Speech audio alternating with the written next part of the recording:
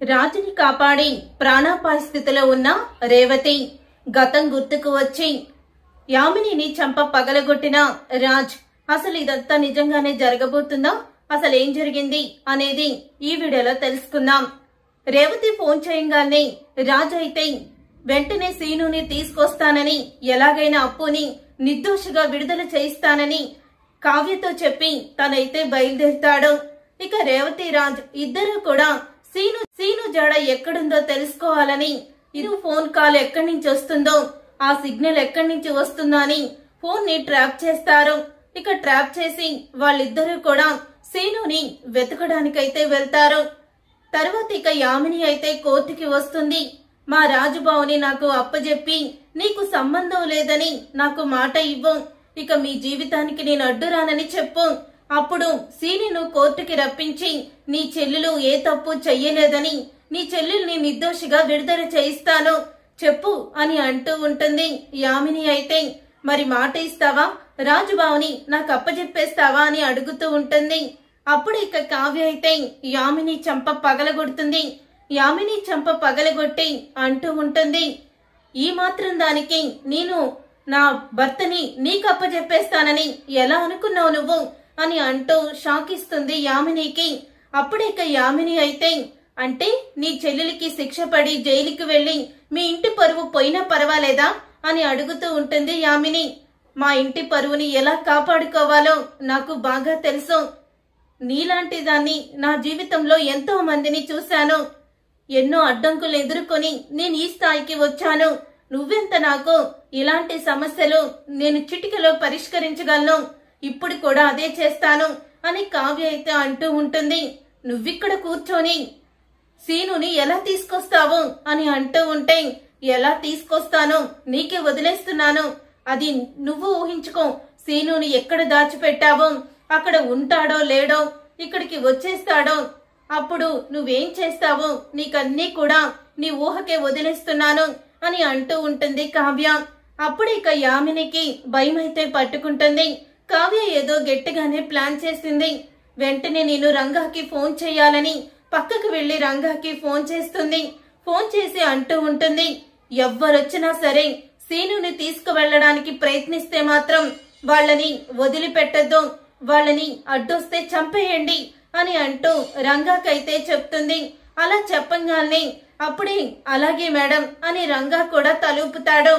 ఇదంతా జరుగుతూ ఉండగా సిగ్నల్స్ ద్వారా సీను ఎక్కడున్నాడో తెలుసుకుంటాడో రాజ్ అయితే. తెలుసుకొని రేవతి రాజ్ ఇద్దరు కూడా అక్కడికి అయితే వెళ్తారు. సీను అంటూ రేవతి అయితే సీను దగ్గరికి వెళ్తుంది. ఏంటి సీను, మీ అమ్మ కూలి పని చేసుకొని నువ్వు ప్రయోజకుడికి అవ్వాలని మీ అమ్మ ప్రయత్నిస్తూ ఉంటే నువ్వు ఇలాంటి రౌడీలతో చేతులు కలిపి అమాయకులకి శిక్ష పడేలా చేస్తున్నావా, నీకు అసలు బుద్ధుందా అని అడుగుతూ ఉంటుంది రేవతి అయితే. అక్క, వాళ్ళు డబ్బులిచ్చి ఇలా దొంగ సాక్ష్యం చెప్పమంటే ఒప్పుకున్నాను, కానీ ఇంత దూరం వస్తుందని నేను అనుకోలేదక్క. వీళ్ళు తీరా నన్ను కిడ్నాప్ చేసి ఏవేవో చెప్తున్నారో నాకేమీ అర్థం కావడం లేదు, నన్ను వెంటనే ఇక్కడి నుంచి తీసుకెళ్లిపో అక్క అని అంటూ ఉంటాడు సీను. అప్పుడే రేవతి అయితే ఇక సీన్ ని తీసుకువెళ్లబోతూ ఉండగా రంగా తన మనుషులు అడ్డుకుంటారు. రాజ్ అయితే వాళ్ళని చితకబాస్తాడు. తరువాత ఇక రంగా అయితే రాజుని తల మీద కొడతాడు. ఇక రాజుని తల మీద కొట్టేసరికి రాజు ఒక్కసారి కుప్పకూలిపోతాడు. అప్పుడు ఇక రాజు కుప్పకూలిపోయేసరికి తరువాత ఇంకొక రౌడీ వచ్చి ఇక రేవతిని అయితే కొట్టబోతూ ఉండగా ఇంతలో రాజుకి స్పృహ అయితే మళ్లీ వచ్చేస్తుంది. అప్పుడే రాజు అయితే స్పృహలోకి వచ్చి ఆ రౌడీలను చితకబాస్తాడు. అక్క, వీళ్ళు నువ్వు సీనుని తీసుకుని వెళ్ళక్క అని అంటూ ఉంటాడు రాజైతే. తరువాత ఇక రాజు అలాగే రౌడీలతో ఫైట్ చేసేటప్పుడు నీతో పాటే నేను కూడా వస్తాను, మనం అందరం కలిసే వెళ్దాం తమ్ముడు అని అంటూ ఉంటుంది రేవతి. ఇంతలో రంగా కత్తి తీసుకొని రాజుని పొడవబోతూ ఉండగా అప్పుడే తమ్ముడు అంటూ రేవతి అడ్డుగా నిలుచుంటుంది. దాంతో కత్తి కాస్త రేవతికి గుచ్చుకుంటుంది. దాంతో రంగా అయితే మళ్లీ రాజుని పొడవాలని చూస్తాడు. అప్పుడే రాజు అయితే ఇక రంగాని చితకబాస్తాడు. చితకబాదేసరికి వాళ్ళు దెబ్బలు తట్టుకోలేక అక్కడి నుంచి పారిపోతారు. పారిపోయిన తరువాత ఇక రేవతిని తీసుకొని హాస్పిటల్లో జాయిన్ చేస్తాడు రాజు అయితే. జాయిన్ చేసి ఇక అప్పుకి శిక్ష పడే సమయానికి రాజు సీనుని తీసుకొని కోర్టుకైతే వచ్చేస్తాడు. ఇక కోర్టుకి వచ్చి ఇతనుకి డబ్బులు ఇచ్చి దొంగ సాక్ష్యం చెప్పించారు, అంతే తప్ప అప్పు ఎటువంటి లంచం తీసుకోలేదు అని కోర్టులో సీను చేత సాక్ష్యం చెప్పించి దోషిగా ఉన్న అప్పుని నిర్దోషిగా విడుదల చేయిస్తాడు రాజు. అయితే ఇక రాజు సీనుని తీసుకురాగానే ఒక్కసారి యామిని షాక్ అయిపోతూ ఉంటుంది. ఇక అప్పుని నిర్దోషిగా విడుదల చేసిన తరువాత అప్పుడు ఇక రాజు అయితే యామిని దగ్గరికి వస్తాడు. బాబా, నువ్వు చాలా గ్రేట్. ఎక్కడ నిజాయితీగా ఉన్న అప్పుకి శిక్ష పడుతుందని చాలా భయపడిపోయాను. సరైన సమయానికి సీనుని తీసుకువచ్చి నువ్వు చాలా గొప్ప పని చేశావు అని యామిని మంచిదాల్లా నటిస్తూ ఉంటుంది రాజు దగ్గర. అప్పుడే రాజు అయితే యామిని చంప పగలగొడతాడు.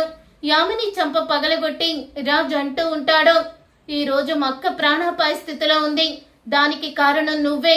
ఇప్పటి వరకు నువ్వు చేసిన కుట్రలు, కుతంత్రాలు, మోసాలు ఇక అన్ని కూడా నాకు తెలిసాయి. నాకు గతం గుర్తుకు వచ్చింది అంటూ రాజు అయితే యామినికి షాక్ ఇస్తాడు. ఇక రాజు యామినికి షాక్ ఇవ్వడంతో ఒకేసారి యామిని షాక్ అయిపోతూ రాజ్, అది కాదు రాజ్ అని అంటూ ఉంటుంది. ఇక తర్వాత ఇక రాజు అయితే హాస్పిటల్ కి అయితే వెళ్తాడు. ప్రాణాపాయ స్థితిలో ఉన్న రేవతిని చూసి చాలా బాధపడుతూ ఉంటాడు. చూసారుగా ఫ్రెండ్స్, రాబోయే కథలో ఖచ్చితంగా ఇలాగే జరగబోతుంది. మరి ఇలాగే జరగాలని మీరైతే కోరుకుంటున్నారా? అయితే వీడియోని తప్పకుండా లైక్ చేసి ఛానల్ ని సబ్స్క్రైబ్ చేయండి. పక్కనే ఉన్న గంట సింబల్ పై ఆల్ అని క్లిక్ చేయండి.